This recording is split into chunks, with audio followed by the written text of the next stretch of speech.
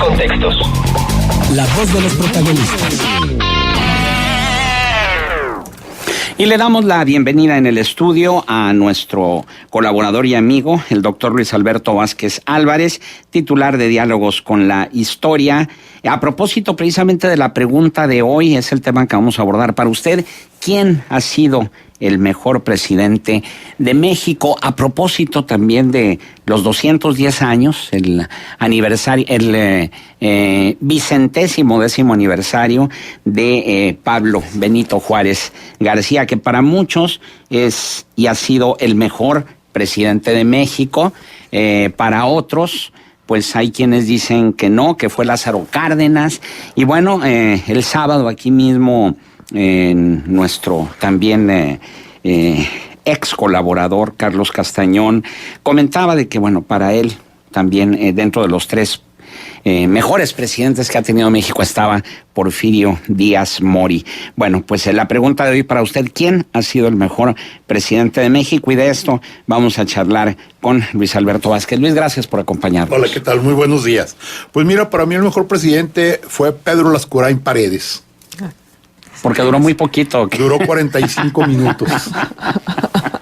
Pero no, mira, haciendo un rapidísimo recorrido.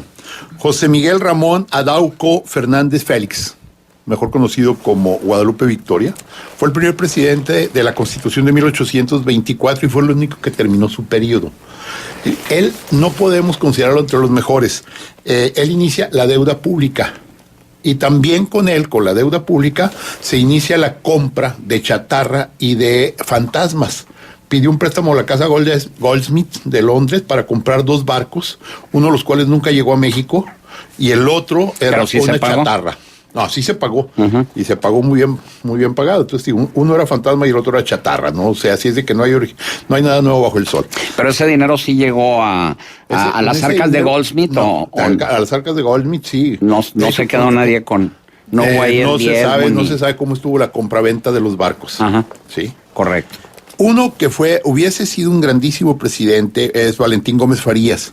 Aunque él no era el presidente, era el vicepresidente con el primer gobierno de Santana. Él se quedó en funciones cuando Santana no se presentó a jurar. Y él inició las primeras reformas que hubo en el sistema nacional, que eran reformas hacendaria, de fueros eclesiásticos y militares y de educación. Pero en aquel famoso autogolpe de Estado de Santana le quitaron todo. Ignacio Comonfort pudo haber sido también otro presidente, sancionó la Constitución de 1857, pero se asustó con la rebelión de los conservadores y renunció. Llegamos a Benito Juárez. Yo en Benito Juárez encuentro muchos claroscuros. Mira, claros.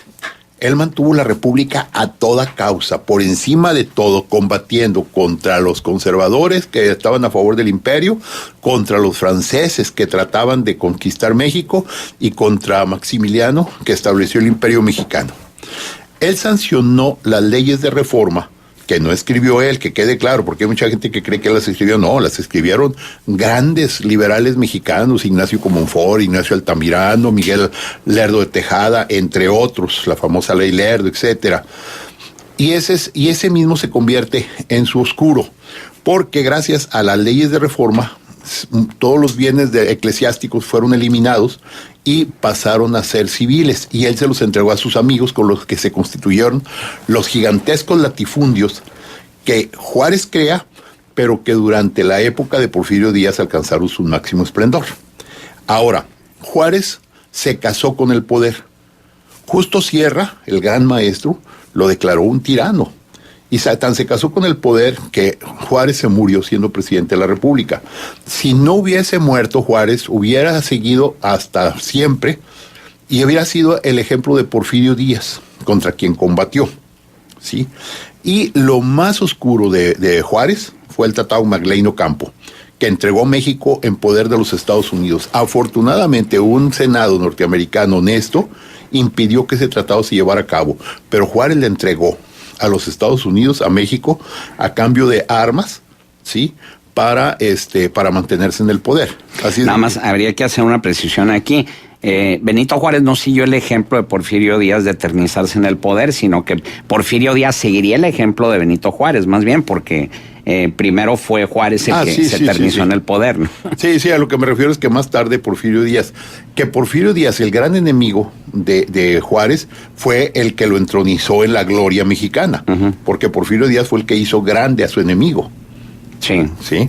Ok, sigue Porfirio Díaz precisamente. Muchos oscuros, pero más claros. Modernizó todo México de una manera increíble. La pobreza alcanzó un 80% de la población, pero nadie se moría de hambre. Esto es importante, trascendente. Hizo grandes inversiones, pacificó el país con sangre, pero lo pacificó. Después de más de 50 años de luchas continuas en México, en las cuales podemos encontrar que la gente se levantaba, así como hoy te levantas preguntando a cómo amaneció el dólar, en aquel entonces te levantabas preguntando, oye, ¿quién es el presidente de la República ahora? Así. Entonces, Porfirio Díaz fue un presidente que tuvo muchos oscuros, pero tuvo más claros que oscuros. Colocó a México entre las primeras naciones del mundo, ¿sí? Por primera y única vez en su historia el peso estuvo por arriba del dólar. Y se pagó la deuda completamente en 1907. Fue un año en que se pagó.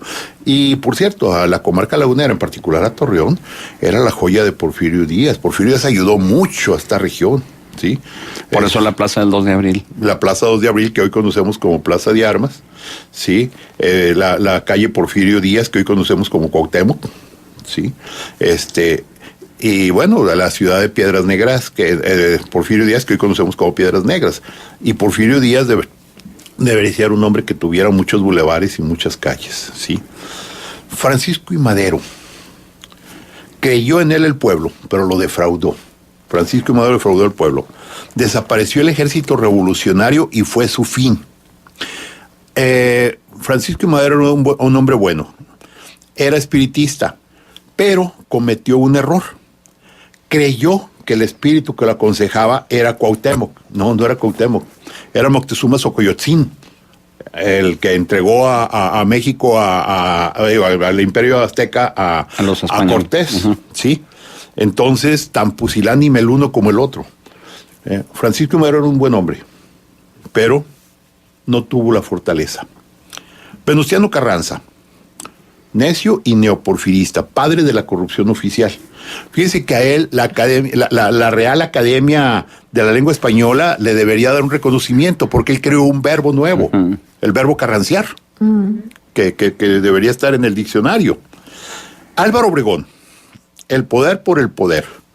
Y de él, que hizo cosas, arrancó bien a México. La crítica fuerte son los tratados de Bucareli, que todavía en los años 50 nos pegaban durísimo en el país, y que vimos que con ellos el ferrocarril se estancó al 100%, porque el tratado era que México hiciera carreteras y construyera automóviles y camiones para el transporte interno. Sí. Bueno, Plutarco Elías Calles. Él, también el poder por el poder. Él crea la cristiada, el movimiento cristero por su necedad, crea la Iglesia Católica Mexicana, ¿sí? para ganarle a Roma, y lo más interesante es que mantiene un control del pueblo absoluto, uno por el partido, por el PRI, que él crea, Partido Nacional Revolucionario en su momento, más tarde Partido de la Revolución Mexicana y finalmente Partido Revolucionario Institucional, creado por él. Y él crea 3 pseudopresidentes que los contiene bajo su poder absoluto: Emilio Portes Gil, Pascual Ortiz Rubio y Abelardo L. Rodríguez, ¿sí? Y el nombre de Maximato viene del nombre que le dio a Vicente Lombardo Toledano, del jefe máximo de la Revolución Mexicana. Él también colocó a Lázaro Cárdenas, pero Lázaro Cárdenas se le reveló al año 3 meses de haber entrado al poder. Y pues Lázaro Cárdenas tiene más claros que oscuros, ¿sí? Los oscuros serían el clientelismo sindical y ejidal que él genera. Pero él hace el reparto de tierras, que fue un fracaso por toda la corrupción lateral que se generó. Pero hizo la expropiación petrolera. ayudó a la República Española en su lucha, y lo más interesante respecto de este tema es que se trajo a muchos refugiados españoles. Aquí en Torreón nos beneficiamos con esos maestros. Aquí Torreón tuvo maestros españoles fabulosos, crearon colegios, dieron clases, generaron cosas muy positivas, y también se trajo a los famosos niños de Morelia, entre ellos Remedio Varo, y muchos más. A Manuel Ávila Camacho, pues pasó sin pena ni gloria, le tocó la Segunda Guerra Mundial, y la gran crítica pues era el hermano incómodo, Maximino, que hacía lo que le daba la gana en el mundo entero. Miguel Alemán, que destapa la corrupción. Él era un abogado humilde cuando llega a la presidencia de la República y sale como el hombre más rico de México. Tenía tal cantidad de riquezas y tal cantidad de tierras que en alguna ocasión le gustaron unas tierras que quiso comprar. Dicen que le dijo ahí a su secretario, oye, consígueme la información para ver cómo conseguimos esas tierras.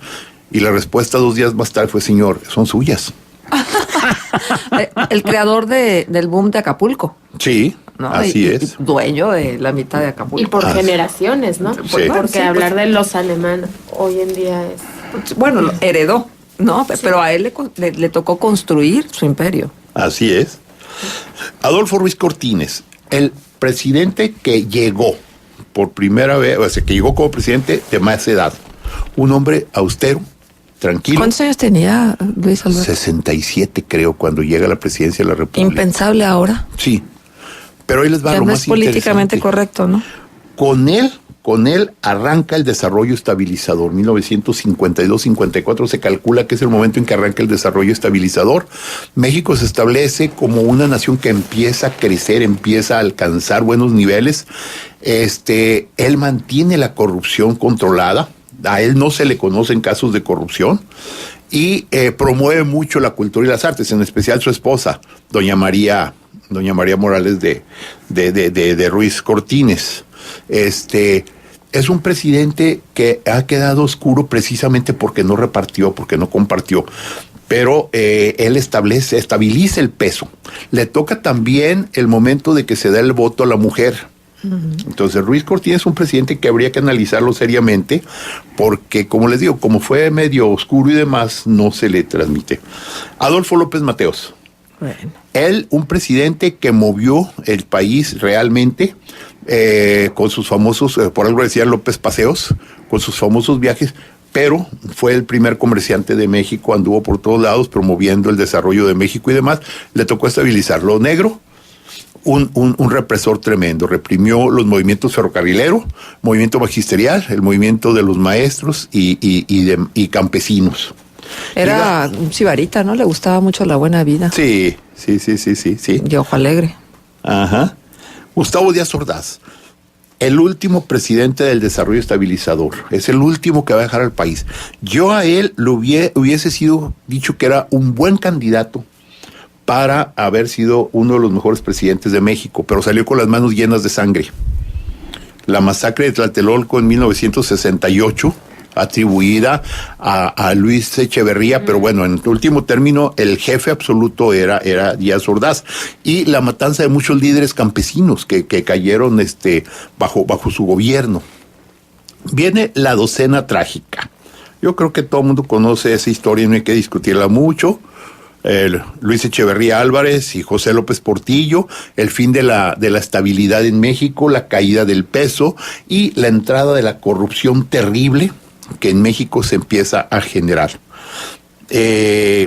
Después de ellos viene Miguel de la Madrid.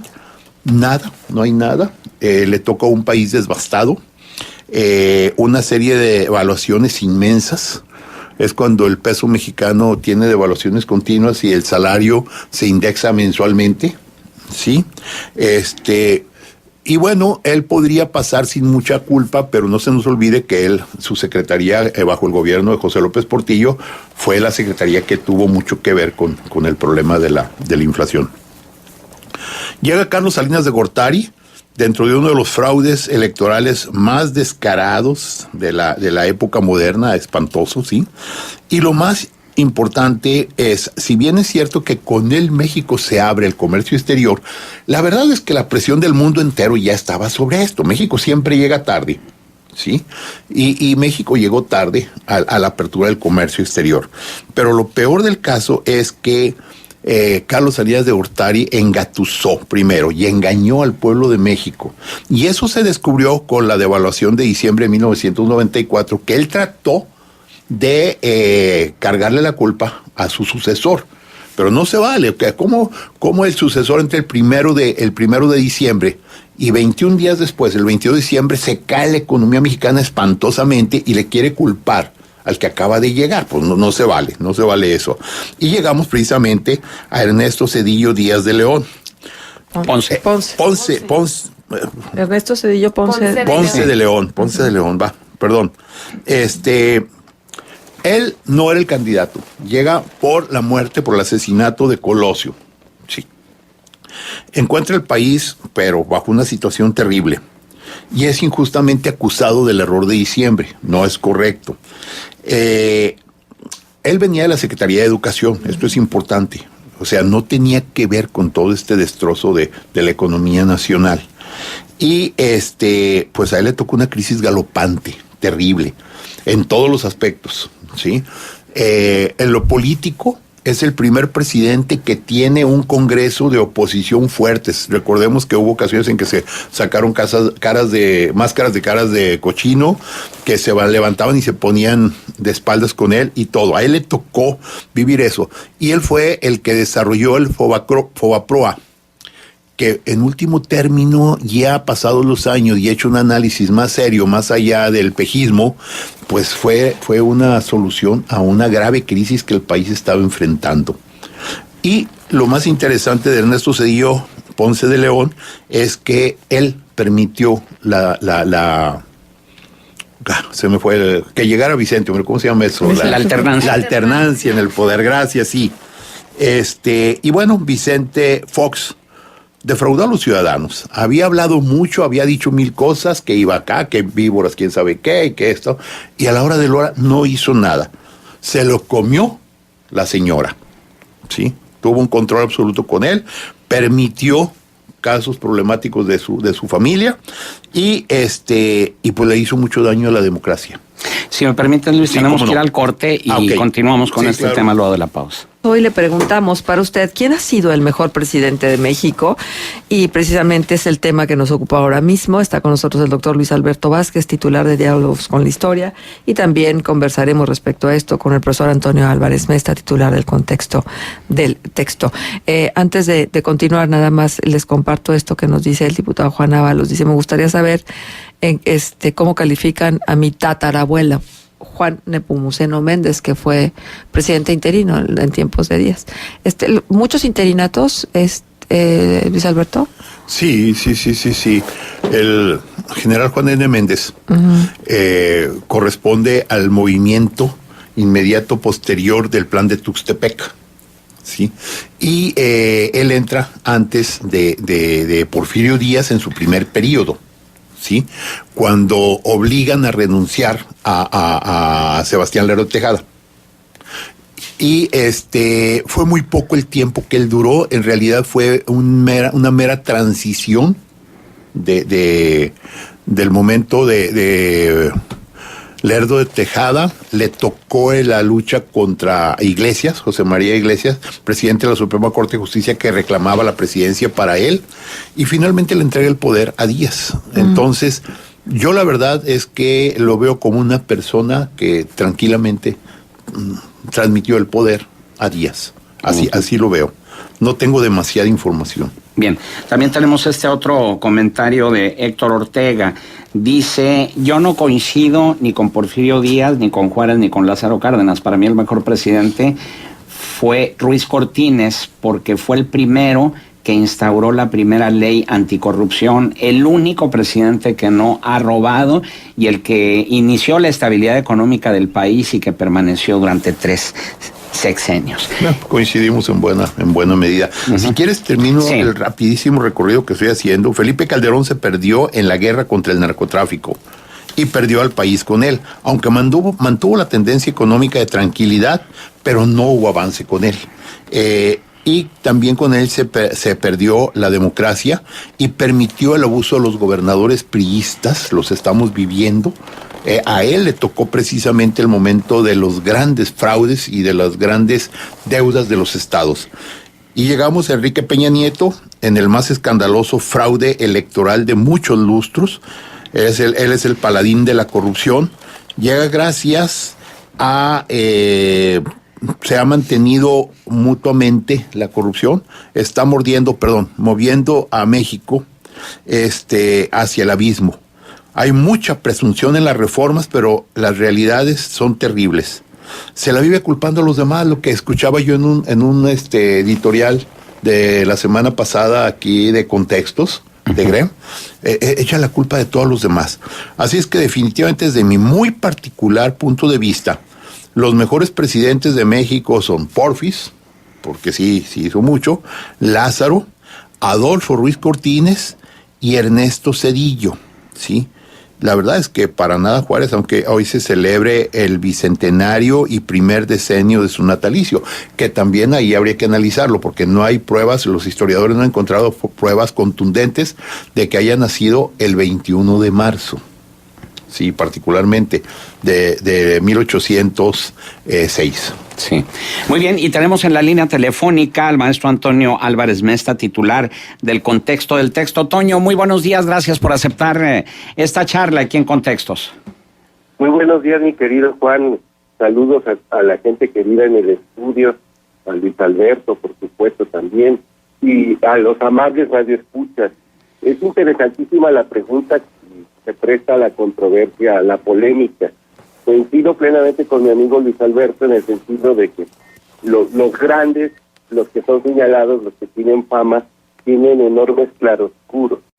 De Juárez yo rescataría la lucha por la república, la austeridad republicana que en gran parte de los años que gobernó prevaleció, su tosudez frente a la intervención francesa apoyada por conservadores, pero tiene ciertamente, como bien dice Luis Alberto, un enorme apego al poder.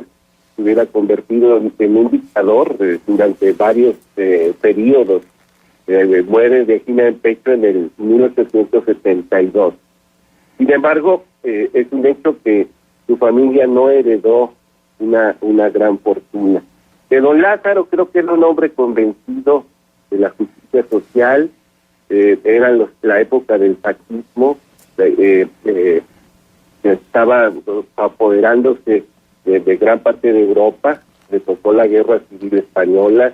Él apoyó que México recibiera 40,000 desterrados, o más bien trasterrados, la gente que tuvo que salir de España para salvar la vida, o por lo menos la libertad. Y sus ideas socialistas, en el sentido de que consideraba que los bienes debían pertenecer al pueblo. Sin embargo, ninguno de los que acabo de mencionar fue un demócrata pleno, ninguno. Don Francisco I. Madero sí es el apóstol de la democracia, coincido con Enrique Krause, pero era un hombre muy bueno, quizá un poco oculto. Creía que las buenas intenciones y la guía de los espíritus iban a bastar para llevar a la patria a la plenitud. Creo que incurrió en la ingenuidad y que, sin querer queriendo, como diría un clásico, acabaría traicionando a la gente que hizo la revolución. Yo creo personalmente que los mejores presidentes de México son los dos Adolfos. Adolfo Ruiz Cortines, por su lucha contra la corrupción. Él era un contador, él sabía bien lo que ocurría. Rompe con el nefasto Miguel Alemán, a pesar de que era parte del equipo de Miguel Alemán. Él declara, sin que nadie lo obligue, cuáles son sus bienes al momento de asumir la presidencia. tiene una casa, que tiene un rancho, que tiene un coche Lincoln, sí, un carro, pero ya con 4 años de antigüedad, el coche de su esposa, es copropietario de un rancho en Veracruz, copropietario, y que todo eso llega a costar $34,000.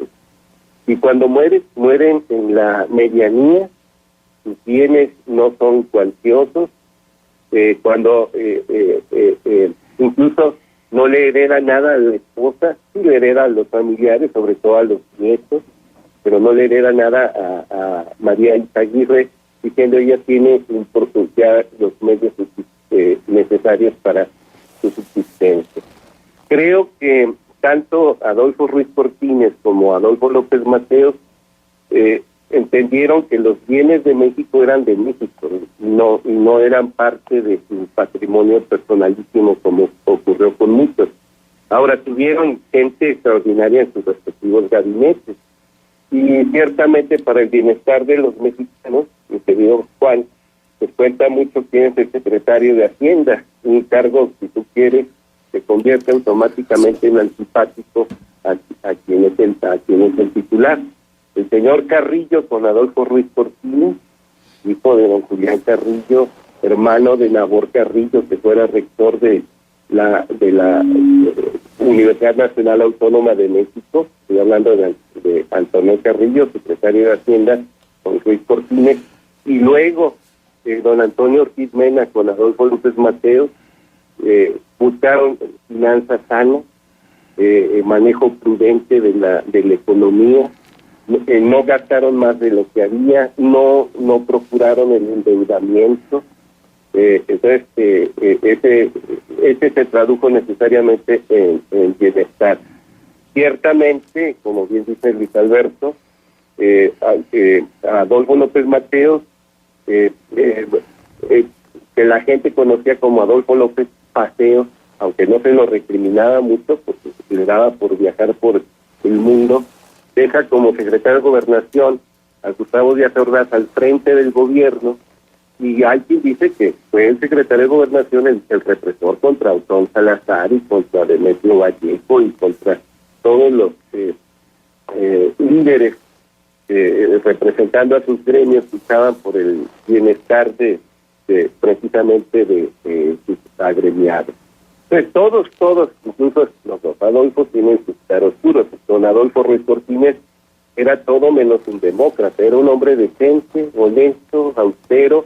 No era tan viejo como se dice, Cuando asume la presidencia tiene 62 años, 10 años mayor de lo que había tenido Miguel Alemán Valdés. Nada más que, como era de Frente Amplio Progresista, de manera muy conservadora, era parco en su hablar, y era muy cauto en las formas, pues sí parecía inquisito. Se decía que había 3 cosas muy inútiles en México: la vida inútil de Tito Pérez, una palabra muy fea para referirse a Pita Amor, una poetisa, escritora, y también una palabra que no digo, pero se refiere al órgano viril de Ruiz Cortines como el quién sabe qué inútil de Ruiz Cortines, o sea, dando a entender que ya ni siquiera funcionaba como hombre, pero sí funcionó como presidente.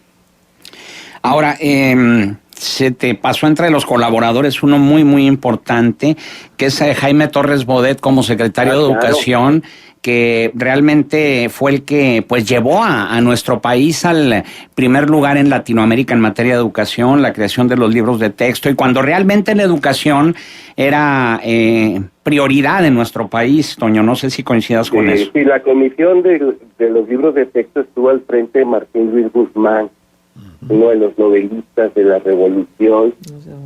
Claro que fue cuando era titular de la Secretaría de Educación con Jaime Torres Bodet, que fue 2 veces secretario de Educación Pública y fue director general de la Organización de las Naciones Unidas para la Educación, la Ciencia y la Cultura. Poeta, ensayista, un intelectual de altos vuelos, don Jaime Torres Bodet. Por supuesto, no se me pasó, simplemente el tiempo así que tengo que respetar. Y hay mucha gente brillante que podríamos seguir mencionando. Claro. Pero ciertamente don Adolfo no fue corrupto, que creo que es el común denominador de la mayor parte de los presidentes que hemos tenido. Entonces, en orden de importancia, ¿cuáles serían para ti los 3 primeros?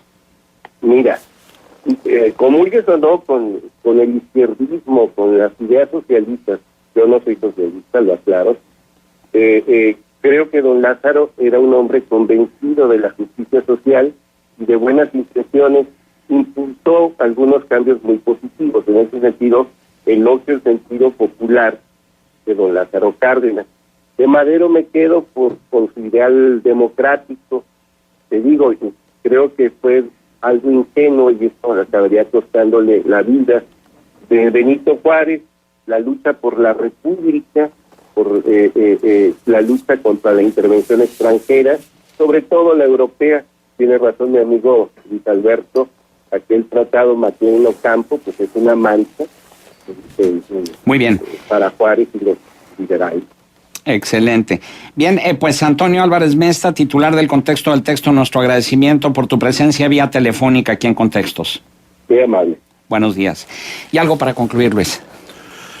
Mira, yo siento que está bien que hagamos este análisis de los presidentes, pero no se nos olvide que ellos van a actuar de acuerdo a nuestra actuación como ciudadanos.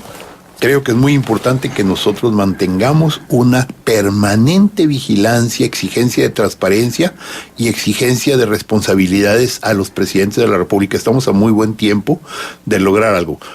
Calificarlos de acuerdo a las respuestas que le dieron a los ciudadanos en el momento en que vivieron y lo que la ciudadanía exigía. No se nos olvide que los ciudadanos somos los dueños del país. Ellos son simplemente nuestros mandaderos. O sea, se dice que es el primer mandatario. No se nos olvide que mandatario es el que hace el trabajo para el mandante. El mandante es el pueblo, el presidente es mandatario. Entonces, lo que tenemos que hacer es salir a exigirles que hagan bien las cosas. El pueblo es el mandante, es el que manda, sí. El mandatario es el que obedece. El que obedece, así es. Pero pareciera que aquí invierten el sentido, ¿verdad? Los mandatarios. Pero la culpa la tenemos nosotros, entonces la solución es exigir. Excelente. Luis Alberto, pues muchísimas gracias. Gracias, al contrario.